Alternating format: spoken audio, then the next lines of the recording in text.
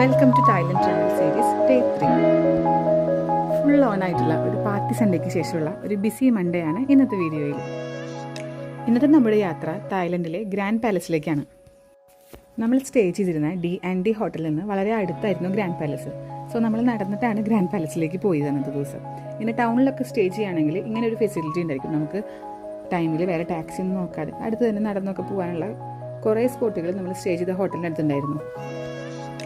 സംഭവം അടുത്തൊക്കെ ആയിരുന്നെങ്കിലും ഞങ്ങൾ എണീക്കാൻ കുറച്ച് ലേറ്റായിപ്പോയി. ലേറ്റായിപ്പോയപ്പോൾ അവിടെ എത്തുമ്പോൾ ഒരു 10 മണിക്ക് ശേഷമൊക്കെ ഞങ്ങൾ അവിടെ എത്തിയത്.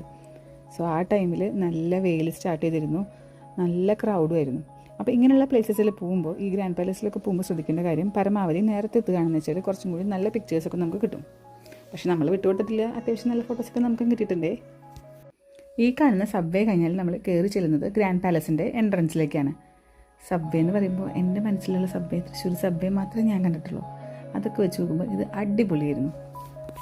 ബാങ്കോക്കിലുള്ള ഫേമസ് ആയിട്ടുള്ള ടൂറിസ്റ്റ് ഡെസ്റ്റിനേഷൻസിലൊന്നാണ് ഈ ഗ്രാൻഡ് പാലസ്. മെയിൻ കാരണം അവിടുത്തെ ഒരു ആർക്കിടെക്ചറും ആ ഒരു സ്പേഷ്യസ് ലുക്കൊക്കെയാണ്.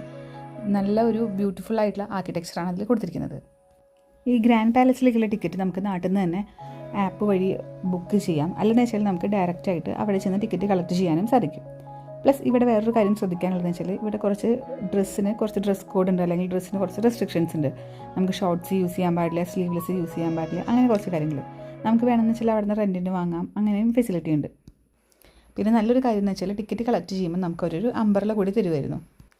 അപ്പോൾ നമുക്ക് ഇനി ഗ്രാൻഡ് പാലസിലെ വിശേഷങ്ങൾ കണ്ടാലോ.